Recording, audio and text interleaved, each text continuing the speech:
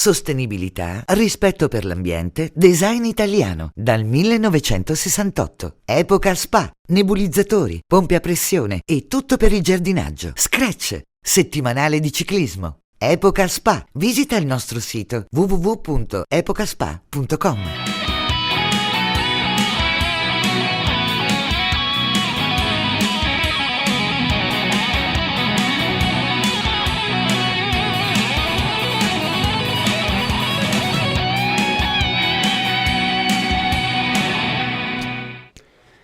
Amici di Scratch, ben rientrati. Siamo oramai nel tour finale.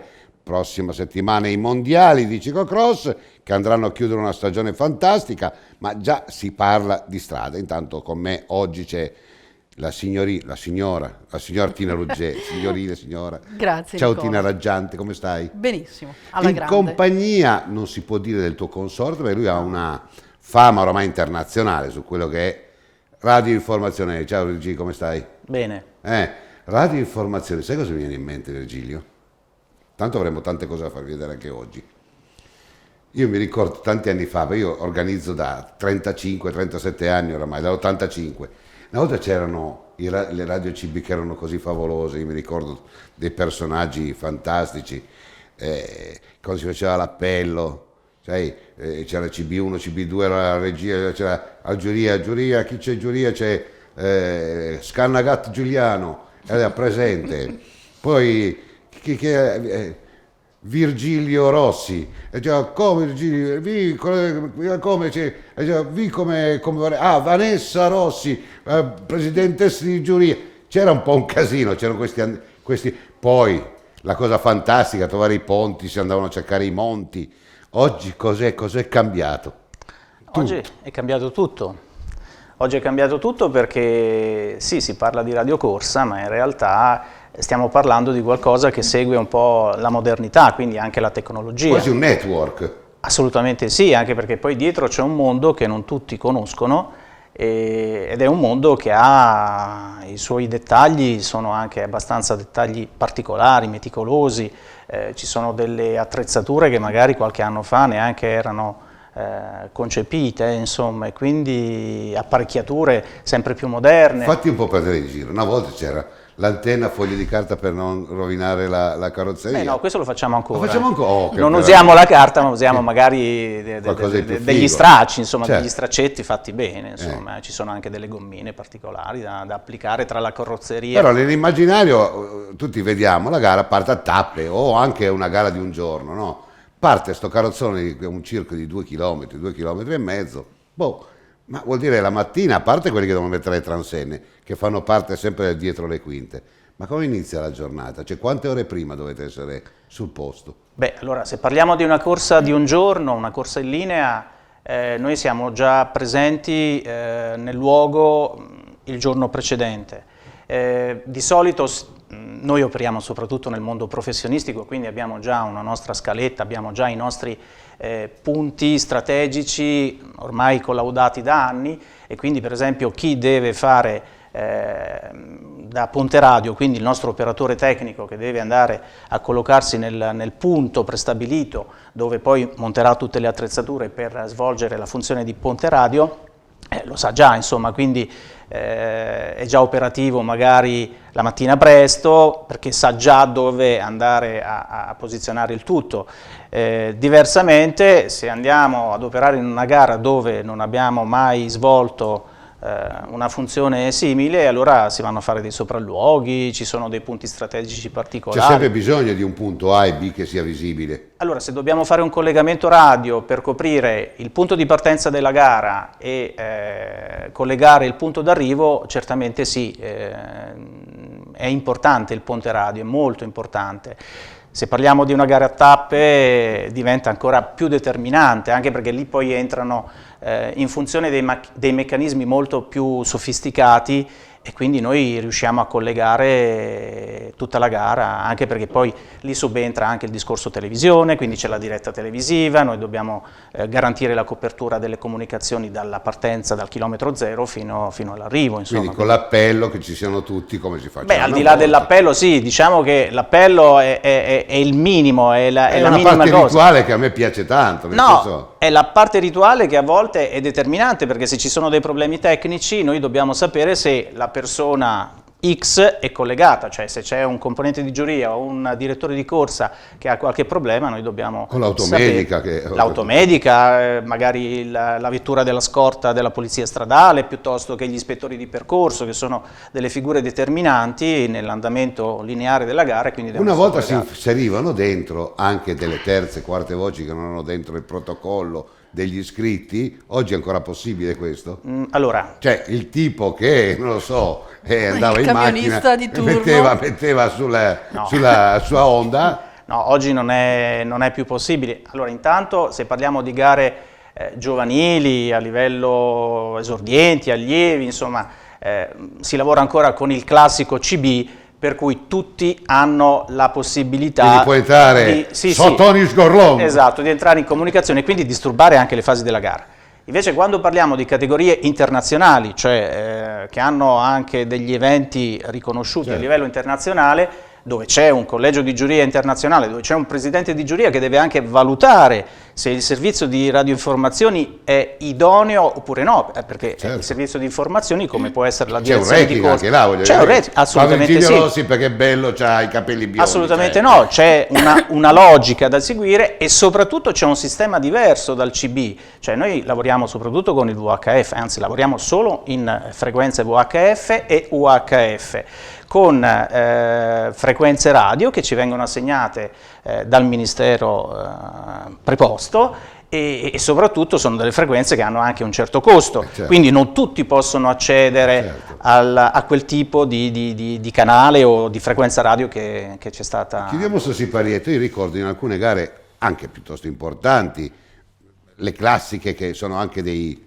dilettanti quasi professionisti, dove c'erano a volte più macchine che corridori. Sì, beh, che è successo di vedere una cosa del genere? Sì, assolutamente. O anche... un tanfo di smog una volta. Adesso o anche macchine della giuria o di direttori di corsa che arrivano contemporaneamente e fanno la volata con i corridori. Purtroppo sta succedendo anche negli ultimi anni, però effettivamente il grande circo del ciclismo sta andando verso una professionalizzazione sempre più spinta, cioè si sono accorte anche tanti organizzatori che il pacchetto gara non è più solo la gara, facciamola così perché io e te andiamo al bar e decidiamo di farla, ma è anche un evento da vendere agli sponsor, da vendere in televisione. Deve essere fatto bene, se no non serve. Mi pare anche il minimo. Cioè, bisogna fare uno scatto di qualità, altrimenti adesso lo scatto di qualità è culturale ed è quello che ha beccato adesso Bernal, purtroppo. L'abbiamo visto, l'hanno saccagnato.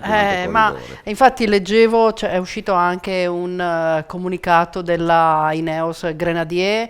Il ragazzo è in terapia intensiva, ovviamente ha subito degli interventi non indifferenti.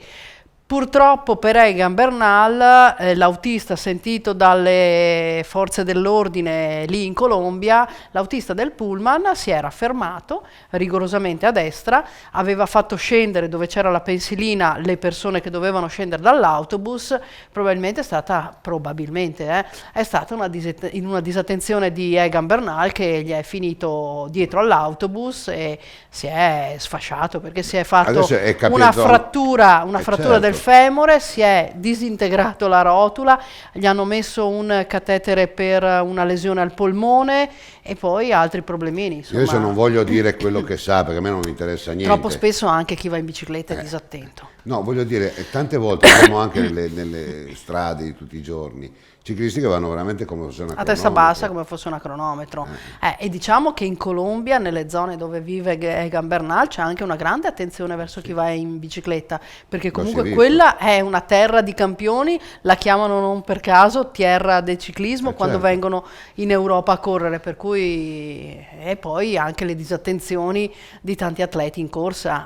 Quello ne parleremo tra poco. Esatto. Io manderei la Mediterraneo Cross che l'avanzano, Torre del Greco, Vesuvio, mamma mia quanta roba, quindi Mediterraneo Cross che in pratica non è che chiude la stagione invernale, si sa, io avrei voluto che fosse andata avanti perlomeno per tutto febbraio, perché così dovrebbe essere, però ahimè con i mondiali pare che il ciclocross debba per forza chiudere i battenti. Noi non lo facciamo e quindi Mediterraneo Cross.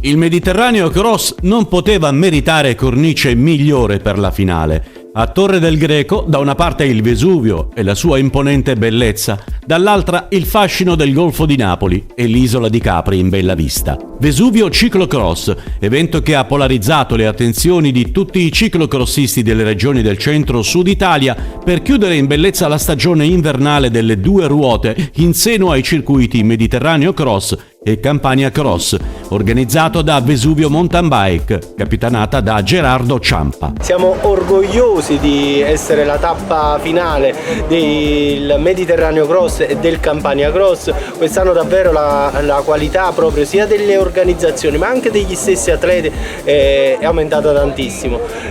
Ce l'abbiamo messa tutta, ce la stiamo mettendo tutta, speriamo che sia una grande festa oggi. Ripeto, siamo onorati sia del numero di partecipanti che va anche al di là, oltre le nostre aspettative, e dei tanti team che sono venuti anche da lontano. Siamo davvero felici di questa cosa e dai, siamo prontissimi, pieni di energia, partiamo. Anche sul finale, ciclocross con autentico spirito agonistico da parte dei tanti atleti provenienti da Lazio, Marche, Sicilia, Calabria, Puglia, Basilicata, Abruzzo, Umbria, ovviamente Campania e altre. Soddisfazione anche da parte del comitato FC Campano. Abbiamo aperto il Mediterraneo Cross a Puglianello lo scorso ottobre, lo chiudiamo a gennaio qui a Torre del Greco. In mezzo ci sono state tante bellissime gare importanti, nazionali, molto partecipate. Il bilancio di tutto il Mediterraneo Cross a mio avviso è un bilancio sicuramente positivo. È un circuito questo che sicuramente ha espresso numeri e qualità tecniche importanti. Sicuramente da qui non torneremo indietro, oramai il dato è tratto, quindi andremo solo avanti. L'anno prossimo a breve ci sarà già una nuova riunione Mediterraneo Cross 2022-2023 perché ci sono delle importanti novità. La prima partenza con gli esordienti ha aperto la giornata di competizioni mettendo in evidenza anche la bravura degli ex G6 promozionali. Eccolo qua il vincitore, Raffaele Cascione Andria Bike. Tra gli esordienti secondo anno e il primo anno festeggia anche Francesco Dell'Olio.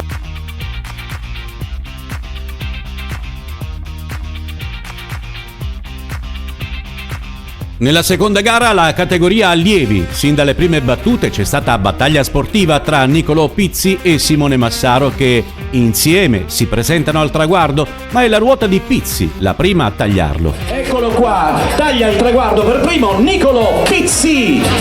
Seconda posizione per Simone Massaro Andria Bike. Terza partenza sono gli juniores e i master di seconda fascia a interessare il tracciato di gara. Da subito al comando Ivan Carrer della squadra laziale Team Bike Terenzi. Pochi inseguitori fino alla fine, Andrea Sicuro della Tugliese e Antonio Fiorillo di Latella Sport. Questi i podi. Al terzo posto tra gli juniores Antonio Fiorillo, Latella Sport il secondo, Andrea Sicuro della Tugliese e primo vittorioso Ivan Carrer Team Bike Terenzi. E mi raccomando, l'arrivo di Ivan sarà tra gli applausi di tutti. Eccolo qua per il Team Bike Terenzi, vince a Torre del Greco Ivan Carrer. Tra le donne elite, Ilenia Matilde Fulgido del Cicloteam Valnoce, donne junior Aurora Immacolata Falabella Cicloteam Valnoce e tra le donne under il secondo posto di Chiara Mazziotta del Team Bikers Vigiano e il primo posto di Federica Occhipinti della Abiomen Bike Ragusa. Nell'ultima gara Under 23 Elite e Master di prima fascia, lo spettacolo finale ha subito messo in risalto la bravura di alcuni specialisti del ciclocross. Vittorio Carrer, Fabio Di Guglielmo, Emanuele Spica, Antonio Lavieri e Salvatore Lo Monaco tra gli Open. Nei Master di fascia 1 Francesco Acquaviva, Carmine Amendola e Sandro Iovanella. Ma è la marcia in più di Vittorio Carrer, Under, a decretare il fine gara per tutti. Eccolo qua, portate su questi applausi, Torre del Greco festeggia il traguardo di Vittorio Carrer. Nelle premiazioni finali del Mediterraneo Cross la consegna delle maglie di leader ai primi classificati agonisti e master, il montepremi per i primi 5, i premi per i primi 3 di ogni categoria e un premio in denaro anche alle prime 5 migliori società classificate a punteggio. Questo il Mediterraneo Cross, la sinergia tra società di Basilicata, Calabria, Campania e Puglia, che insieme hanno pianificato una speciale e spettacolare edizione articolata su 6 tappe: Puglianello, Vigiano, Bisceglie, Belvedere Marittimo, Palazzo San Gervasio e Torre del Greco. Un circuito amato e apprezzato ormai da tanti ciclocrossisti e società del centro-sud Italia. Un lavoro, un successo che deve il suo grazie, oltre che ai comitati FC e agli sponsor, anche a Scratch TV, che con le sue sintesi di video trasmesse ha premiato il lavoro degli organizzatori diffondendo ancor più la passione per il ciclocross nel sud. Grazie dal Mediterraneo Cross e appuntamento a ottobre. Il resto delle classifiche come sempre su mtbonline.it.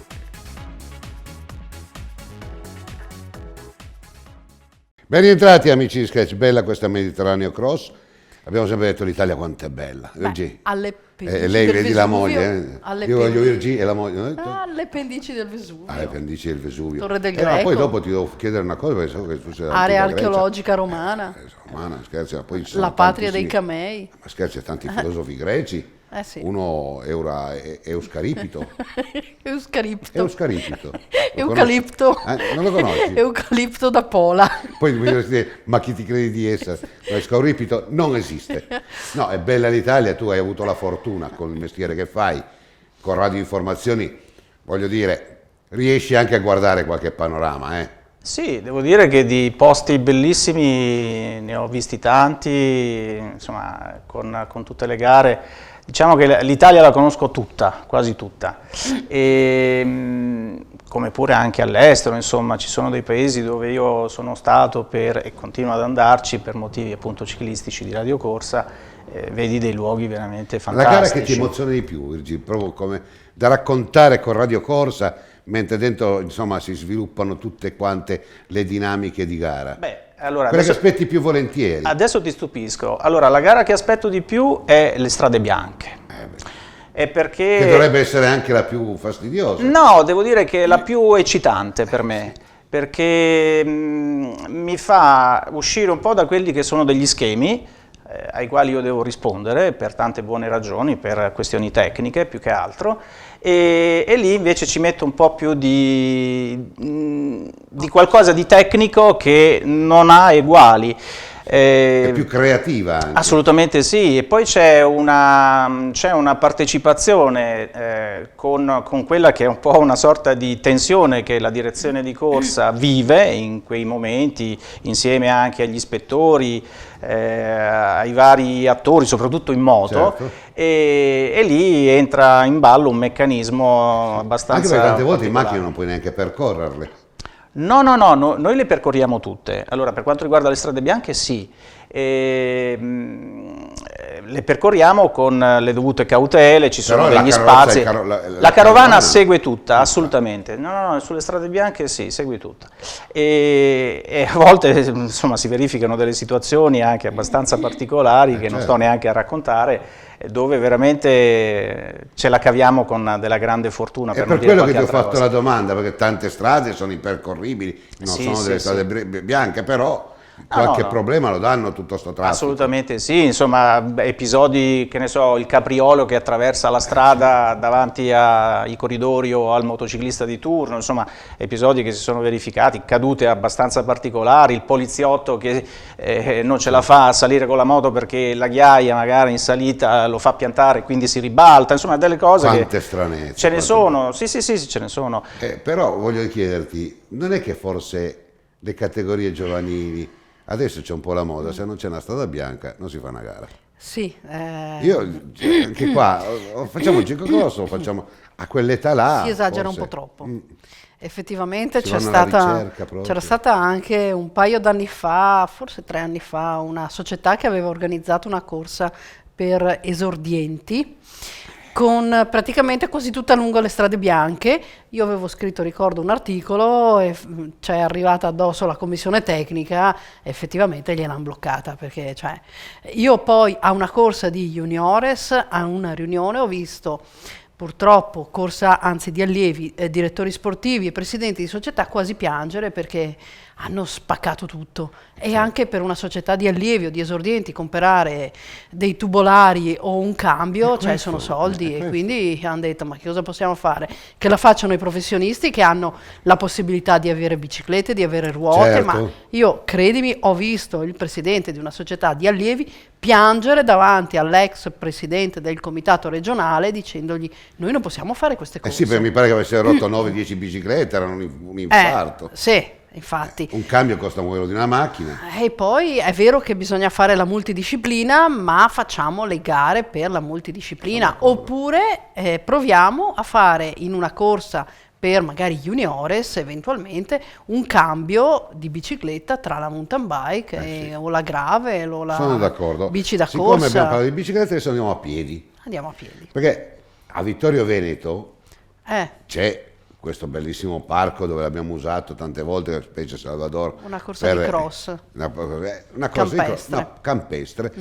Ultra light con il 37esimo cross Città della Vittoria. Insomma, anche questo è sport e tanti di questi o fanno triathlon e tanti vanno anche in bici. Quindi lo sport è sempre circolare, no?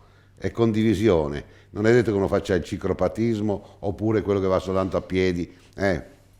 Insomma, c'è un interscambio, c'è una connessione. Una mattinata di sole per il cross Città della Vittoria che domenica scorsa in area Fender a Vittorio Veneto ha festeggiato l'edizione numero 37. A scrivere il proprio nome sull'albo d'oro delle gare assolute sono stati Paolo Zanatta, Treviso Atletica, e per la terza volta dominatore della corsa campestre la vicentina dell'altopiano di Asiago, Marta Fabris, team KM Sport, alla sua prima partecipazione. 1 migliaio di atleti in gara delle categorie giovanili dai 12 anni fino ai master, passando per gli assoluti. Tanti contenuti agonistici di valore visti sui saliscendi del campo di gara vittoriese per la manifestazione organizzata da Silca Ultralight proprio di Vittorio Veneto. Gli atleti del settore assoluto e i master sono stati impegnati nella prima prova di qualificazione alla finale dei campionati italiani di città, mentre per i crossisti del settore promozionale si trattava della seconda prova del campionato regionale di società.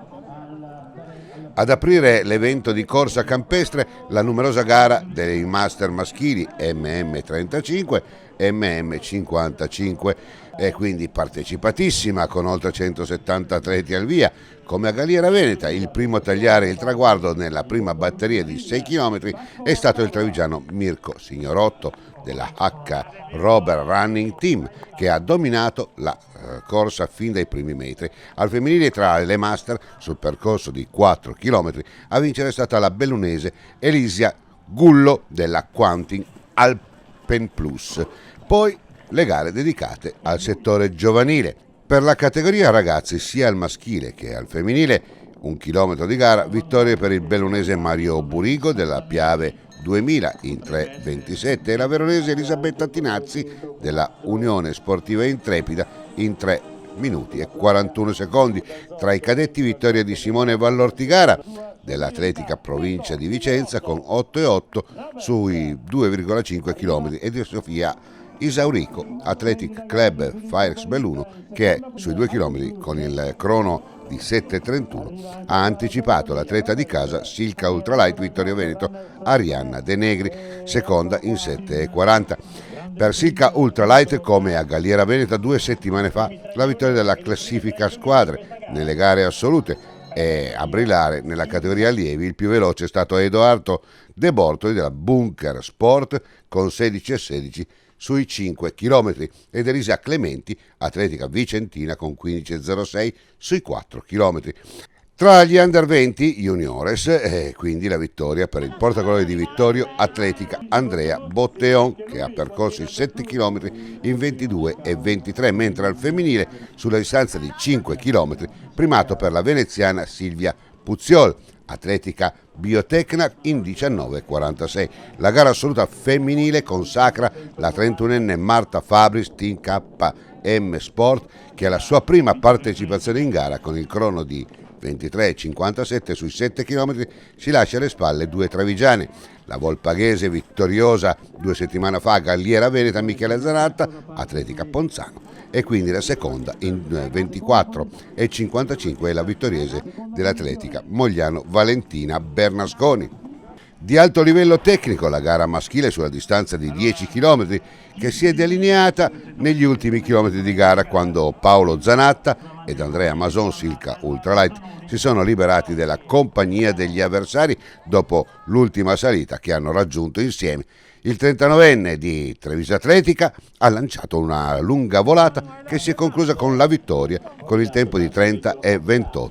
Dietro di lui Mason con 30,37. Sul terzo gradino del podio, come nel precedente cross regionale, Oras Zampis della Assi Industria. Molto bene, è stata la mia prima esperienza nel cross e devo dire che è stato molto emozionante. La gara comunque 7 km ma molto dura, e comunque sono riuscita a tenere duro, arrivare alla fine con un buon ritmo, quindi non ho mollato e sono molto felice di questo. È stata una bella soddisfazione che ripeterò. Vincere qui è sempre una cosa dura, perché il percorso, come potete vedere, come avete visto, è tutto un continuo saliscendi, un sacco di cambi di direzione, tante curve, e poi c'è una salita spaccagambe che ovviamente lascia i segni. Oggi avevo un avversario degno di nota, che è l'atleta di casa qui, Mason, che mi ha dato il filo da torcere, ma ha fatto una gara abbastanza di testa, quasi totalmente, e per poi fare la volata lunga e andare a conquistare la vittoria. Sì, diciamo che è una gara che ho fatto fin da quando ero alto così, quindi è sempre un bel punto di partenza per l'anno che sta venendo. E oggi me la sono giocata fino in fondo e questo mi dà una grande soddisfazione, anche perché appunto l'anno scorso faticavo a entrare nei 10, quindi comunque i miglioramenti ci sono, siamo sulla strada giusta.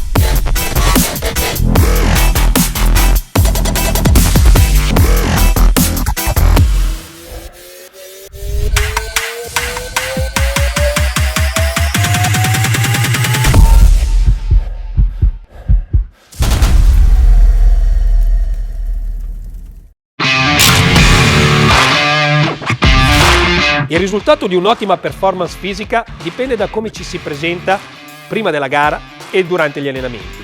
Energia, attivazione muscolare, mentale sono fattori indispensabili per chi vuole spingere sempre al massimo. Ampro Pre-Workout è stato pensato per questa tipologia di atleta. Utilizzando questo prodotto 15-20 minuti prima della performance, della prestazione, potrai utilizzare la sua formula innovativa, un composto che si divide in 3 parti. Una prima parte che prepara l'atleta allo sforzo attraverso uno spunto adrenalinico molto elevato. Creatina, citrullina, che attraverso le loro funzioni di vasodilatazione permette una maggiore ossigenazione muscolare. 100 mg di caffeina che ti preparano a livello neuromuscolare e le vitamine del gruppo B per migliorare l'assorbimento. Il secondo elemento fondamentale di questo prodotto è la presenza di un'alta concentrazione di ciclomaltodestrine, un carboidrato di nuova generazione che ti permette di avere energia immediata e pulita. Ma l'elemento veramente che contraddistingue questo prodotto in sé è la presenza della beta-alanina, un aminoacido che ha un effetto tampone a livello muscolare, cioè ritarda la formazione del lattato. Questo permetterà all'atleta, in questo caso, di mantenere nel tempo le proprie performance fisiche senza subire così un declino verso il basso. Ampro Pre-Workout, un prodotto innovativo per tutti quegli atleti che hanno la necessità di prepararsi ad una prestazione con la massima attivazione energetica, mentale e muscolare.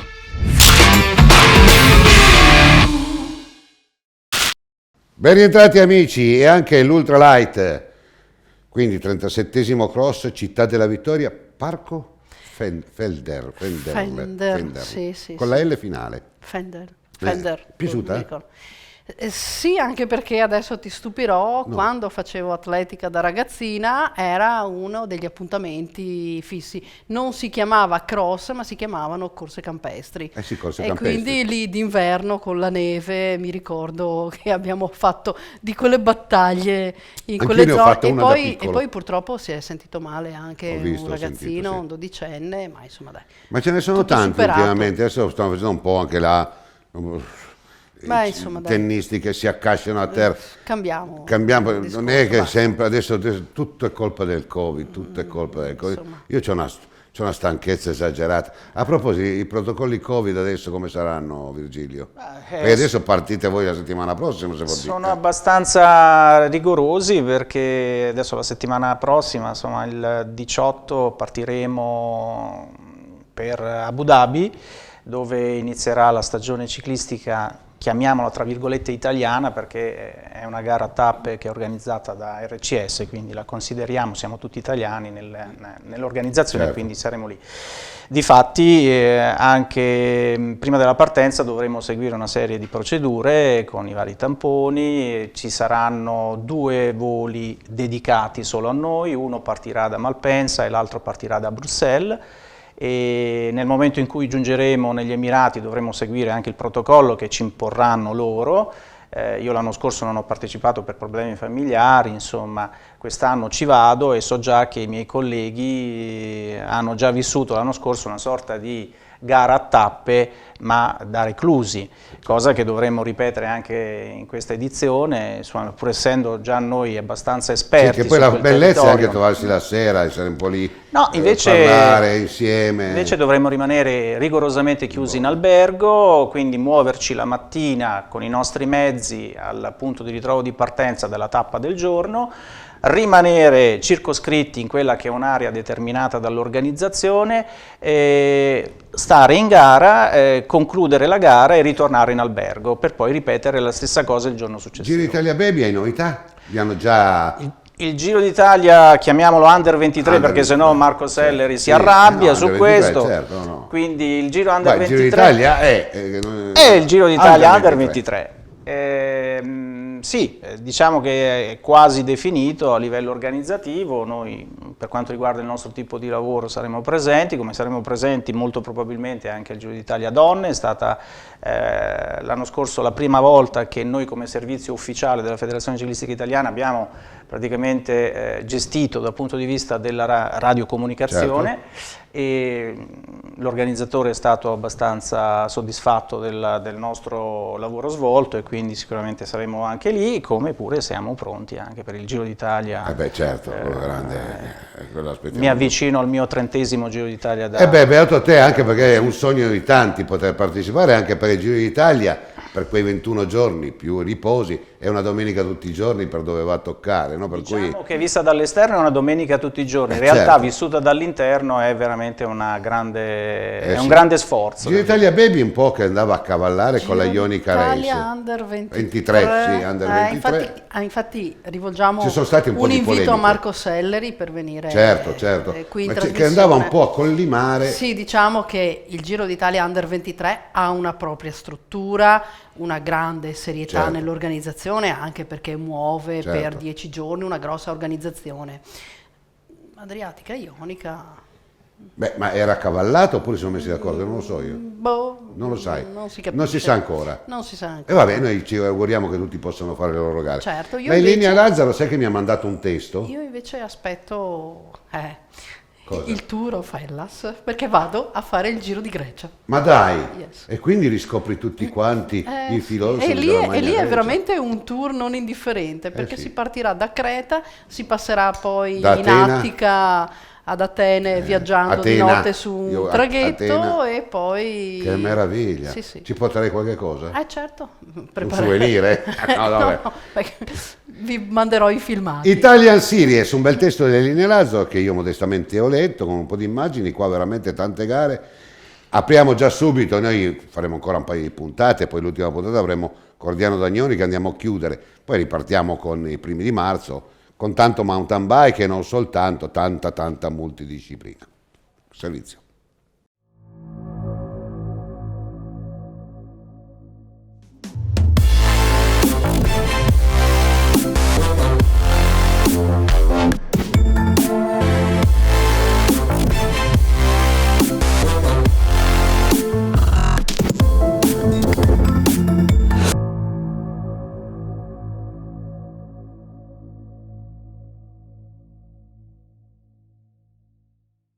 Si apre con grandi novità l'annata 2022 di Internazionali d'Italia Series, il più importante circuito italiano di cross country mountain bike.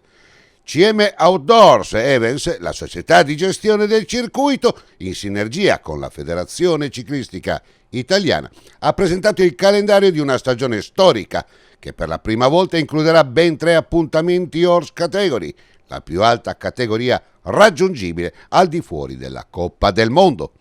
Dopo un'annata 2021 che ha collocato l'Italia al centro del mondo del fuoristrada con i mondiali di Val di Sole, cross country e downhill e dell'Isola d'Elba Marathon e con la straordinaria sequela di campioni alternatisi nelle 5 prove di Internazionali d'Italia Series, il circuito italiano pone le premesse per una nuova stagione stellare, puntando a confermarsi al vertice fra i circuiti europei della categoria.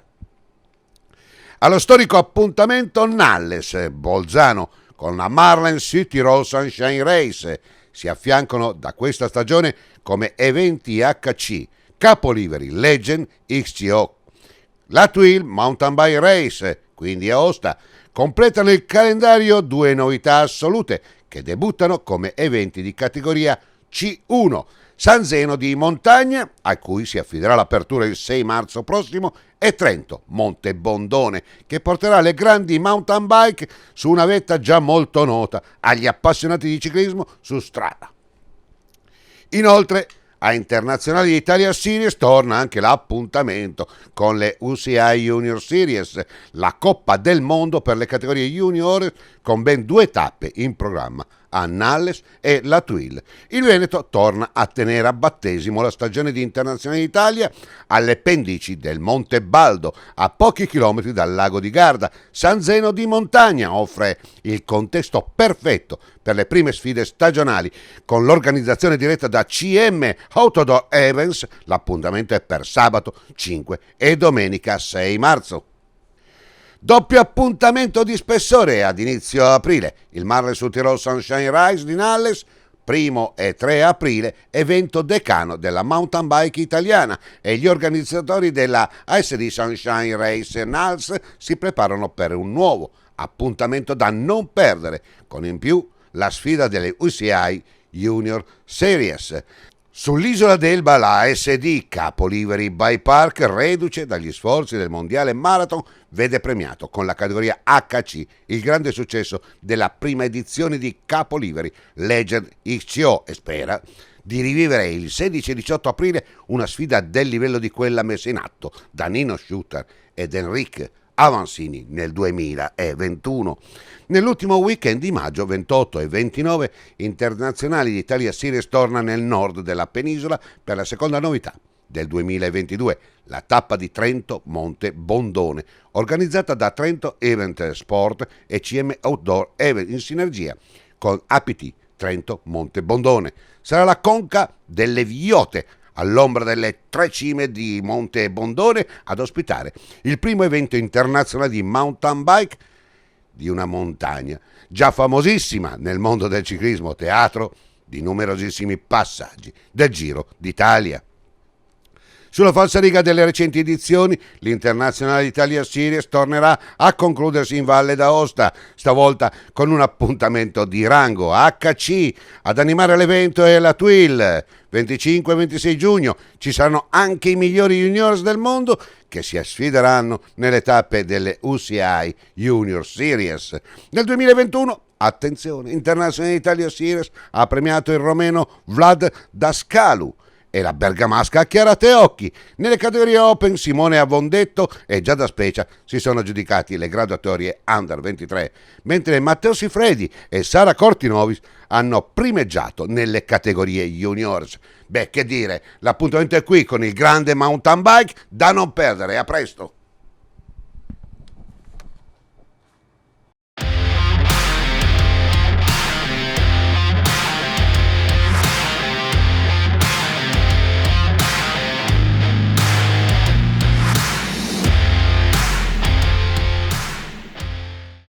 Ben rientrati amici di Scratch.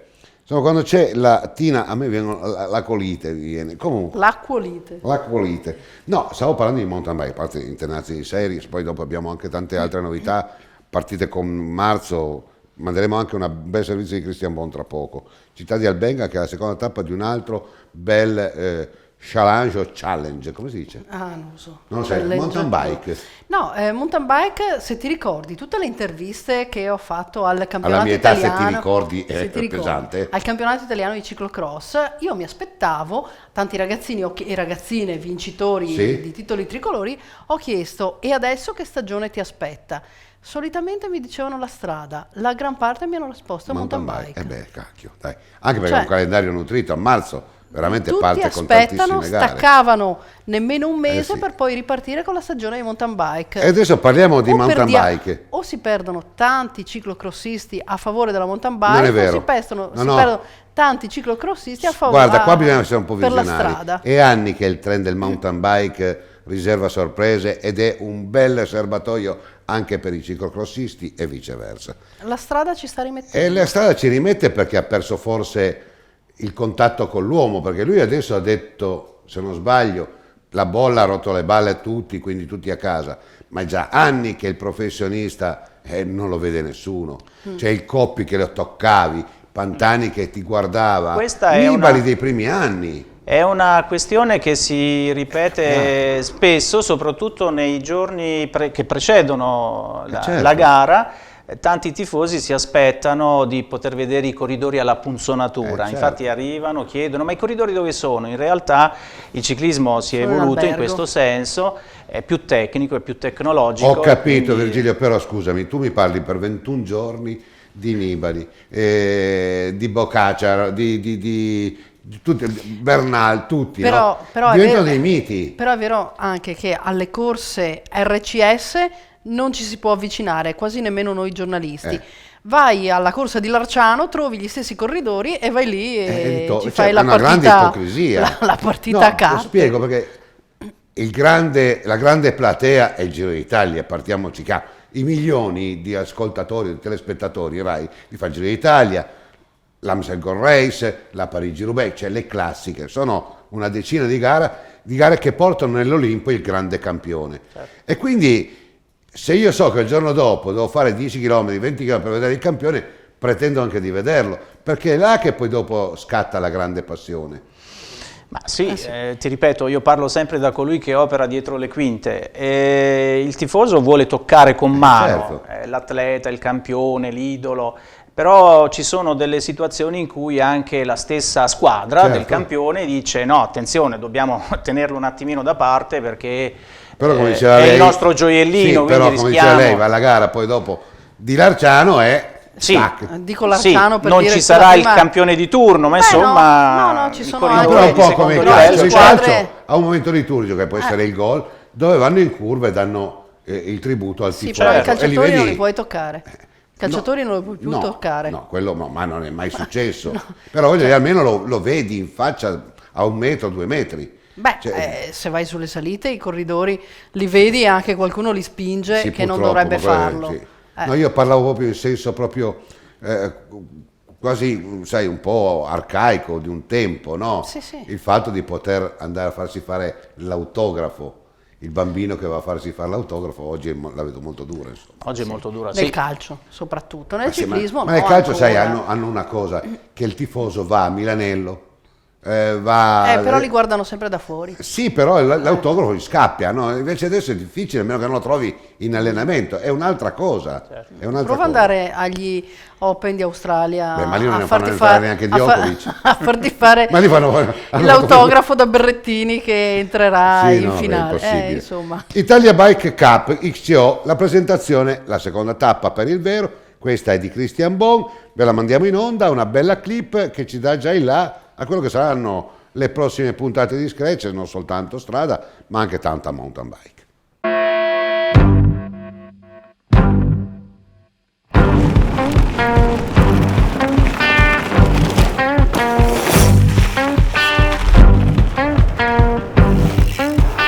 So supple.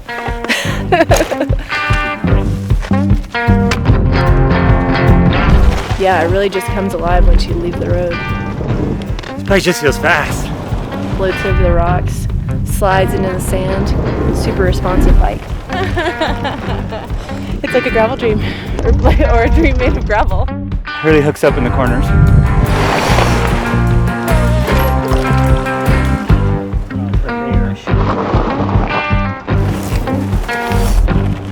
Like one of those bikes that never says no matter what you throw at it.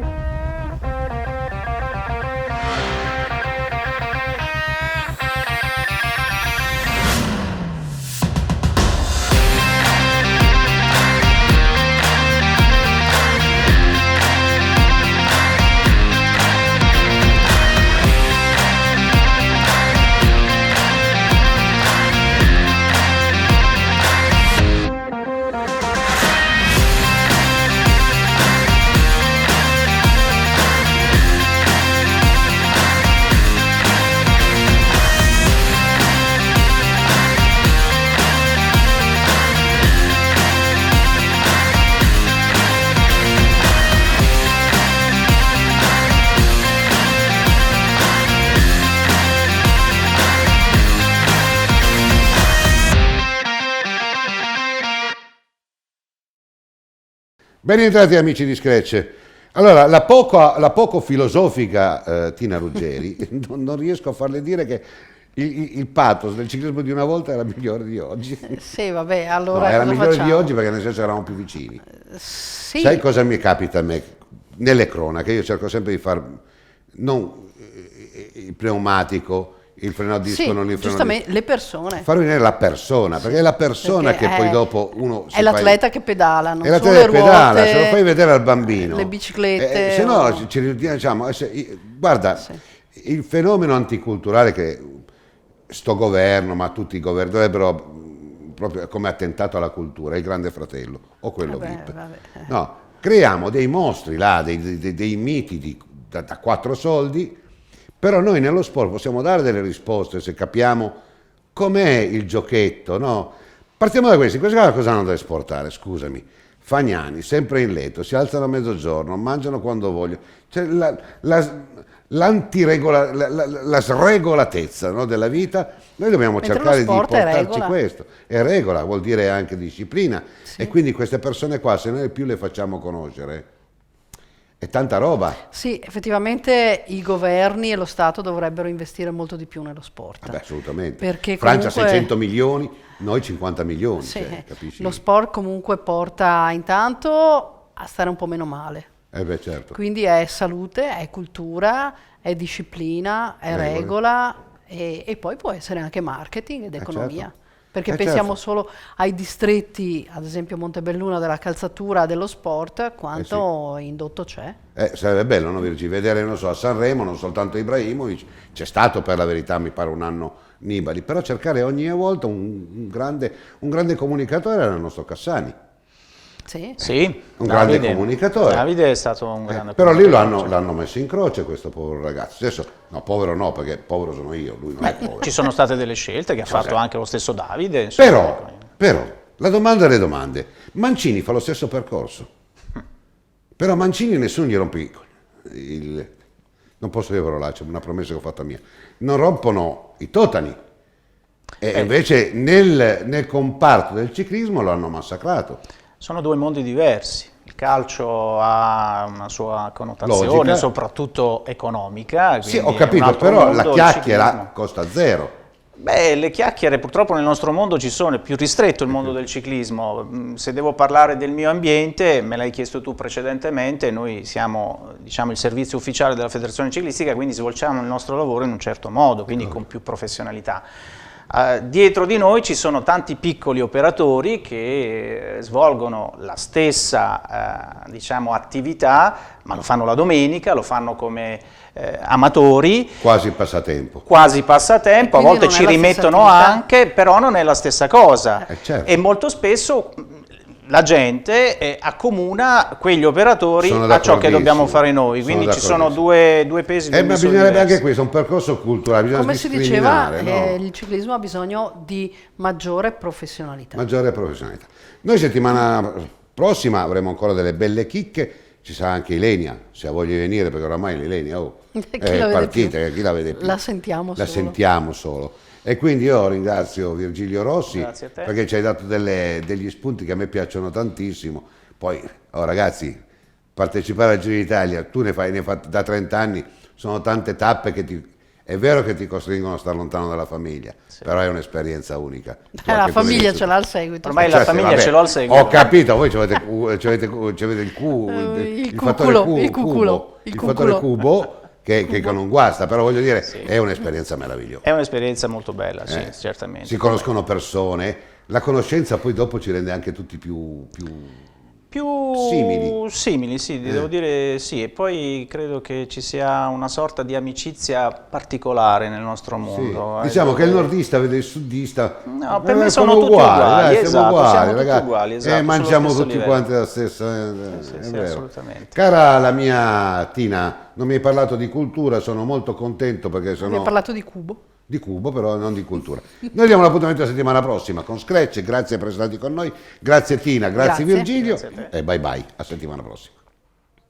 Sostenibilità, rispetto per l'ambiente, design italiano, dal 1968. Epoca Spa, nebulizzatori, pompe a pressione e tutto per il giardinaggio. Scratch, settimanale di ciclismo. Epoca Spa, visita il nostro sito www.epocaspa.com.